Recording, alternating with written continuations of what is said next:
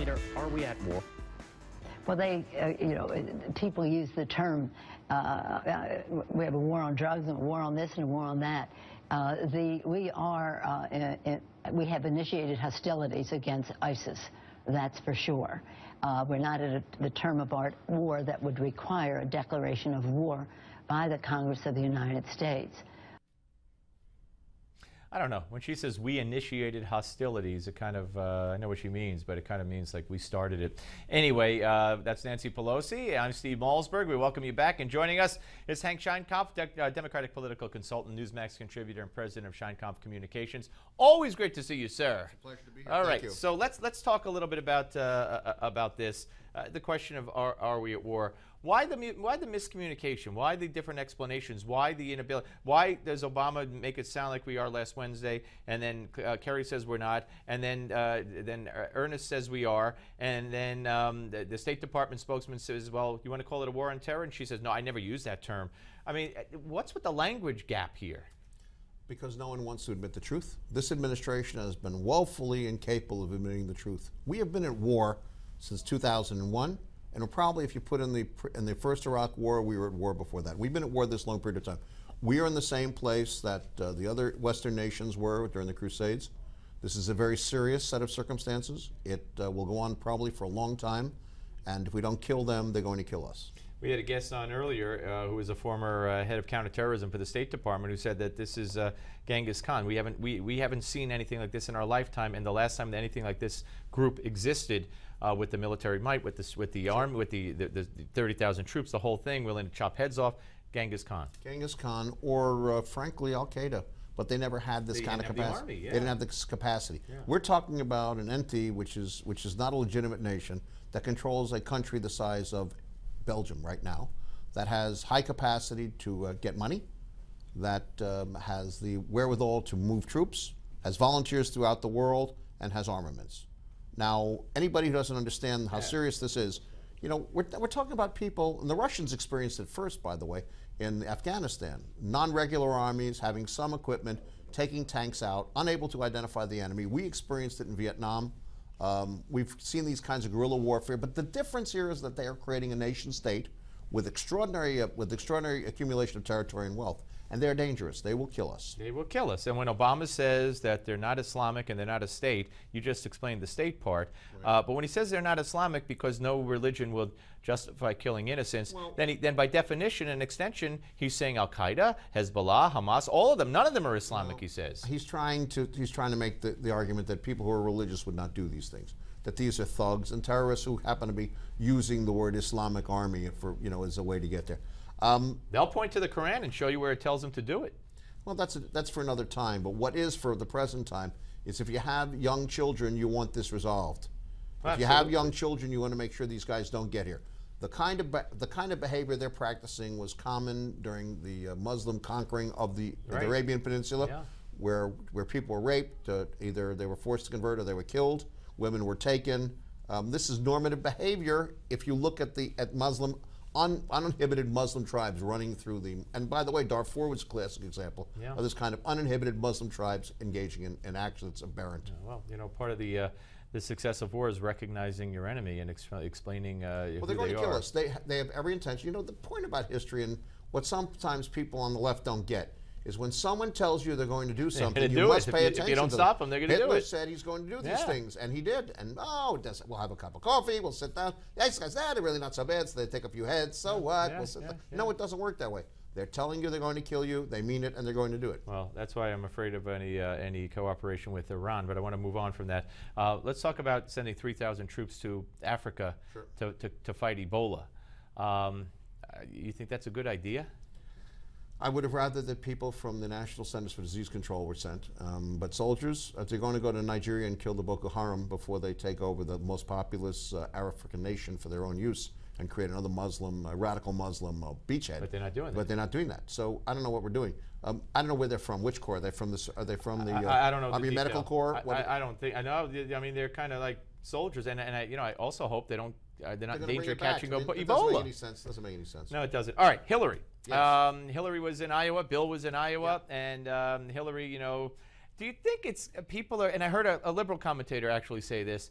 is it getting tiresome? Is it getting too cutesy already? She actually stood there on the stage and said, I am thinking about it. I mean, you know, is it enough already? Listen, you and I on this program talked about this some time ago, and I questioned whether she'd ultimately be there when the gun goes off. Why? It is too cutesy. It's not believable. They're in their late 60s, both he and her. Nobody's paying attention. There's a new generational shift going on. If you read the correspondence, reportage coming out of Iowa from the Wall Street Journal and even the Holy New York Times, it's, you know, questioning her behavior. What is she up to, and what does this mean? So, Amy Chozik's work at the Times and previously the Wall Street Journal is pretty spectacular. She's right on the mark. So, do you think she's going to run?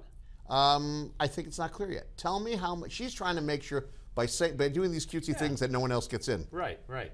In this program, we said the following: Martin O'Malley would be in, and Vice President Biden will find a way to screw this up to become the institutional candidate. Right.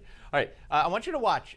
This is Bill Clinton in Iowa with a group of people, and they're shouting at him about Benjamin Netanyahu, saying repeatedly, he's not the guy for peace, he's not the guy for peace.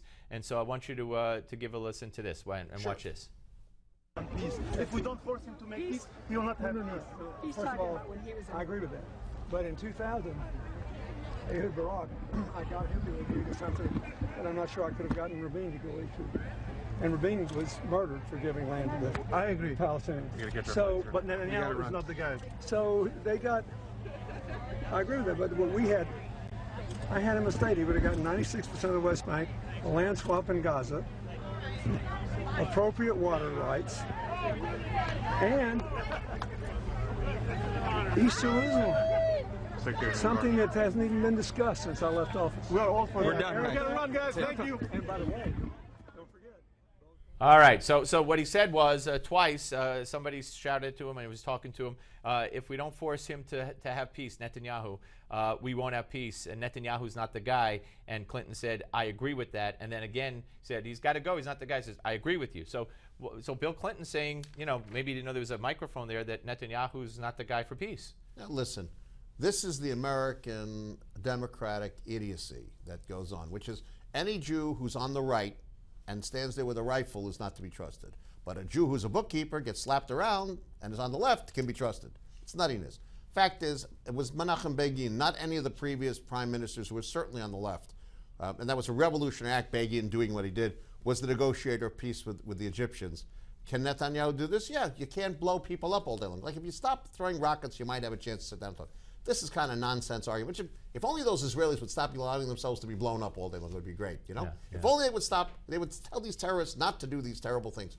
The Israelis don't control this. And I'm going to get back to Hillary for a second, because she was sitting on the stage when Tom Harkin, this was all about Tom Harkin, and, you know, not forget retiring Senator Tom Harkin. Whose seat is now open. But forget about, they had a fake Harkin, and the Clintons both had pre-cooked steaks on the grill that they scooped and held up. It was pre-cooked for them. They made a big deal about that in the media. But Harkin was saying, here we go again. They're trying to fool us. ISIS isn't that big a threat. This is what happened before the Iraq war with GW. They're cooking the intelligence, blah, blah, blah, blah, blah. And Hillary's sitting up there on the stage. Now, I don't know, but if she does run, this to me was almost, not quite, not on the same scale, another Mrs. Arafat moment where Miss Arafat's blasting Jews and accusing them of killing children, and then Hillary gets up and kisses her on the cheek. Not to the extent, but if she does run, is this something she'll have to say Harkin was wrong? Harkin is responding in an interesting way. Look, so far we've seen 3 beheadings, and there is an argument to make that these are ways to get American troops on the ground so they can kill more of them. That's reasonable. So you bomb them first and you see what happens. Okay? Do they continue the barbaric acts? They have. There is nothing to indicate that these guys don't mean what they say. Yeah, no, I think you and I agree. Harkin's dead wrong. But Harkin, I mean, right? The fact that did he not put Hillary in a kind of a awkward situation, saying that in front of her? It is the best, it's the worst thing that Harkin could do to help her, because the great negative air that's going to come out of this is a picture of someone having their head taken off and Hillary Clinton listening and saying, what is her response? Right. She says she listened and said, when someone said ISIS isn't a threat, she sat there and smiled. Is that what we need in the White House? How many Americans have to lose their heads through beheading until someone takes action? I know a lot of people watch this. I have a lot of friends at the RNC. Hank gives you guys some free advice and free ad ideas. I'm telling you. They like it, actually. I hope so. I hope you're writing this down. Listen, because she is dead wrong. Harkin is dead wrong. Clinton. Well, I didn't say she said that. President Clinton is dead wrong. But you can't. You see, when evil's in front of you and people are allowing it, you got to tell the truth. Regardless of what's involved. You know, we call them profiles in courage because they're profiles in courage. Andrew Cuomo didn't debate his opponent. Right. The opponent got 35%, 38%. Now, my friend, the Republican candidate from Westchester, wants 8 debates. Cuomo's like, maybe I'll debate him. Does Cuomo have to debate him, and should he? Listen, I work for the New York State Democratic Committee. They're a client, and therefore I work for the governor. So I really, in the interest of honesty, Okay, I really should answer all right. that would be unfair to you. All right, and it's unfair to you. And No, I it's did not know not that. right. It's not the right All thing right, to do. who should apologize more, me or Hank? Let's have a. I love to You want to arm apologize. wrestle? I'm not going to apologize. Listen, I'm not going to apologize for what Bill Clinton did. I'm not going to apologize for what Hillary Clinton did. I think they've got to be more careful about what they say because people are paying attention. Happy and healthy New Year to you, sir. Dead Americans tend to make people pay attention. Hank Sheinkopf, ladies and gentlemen.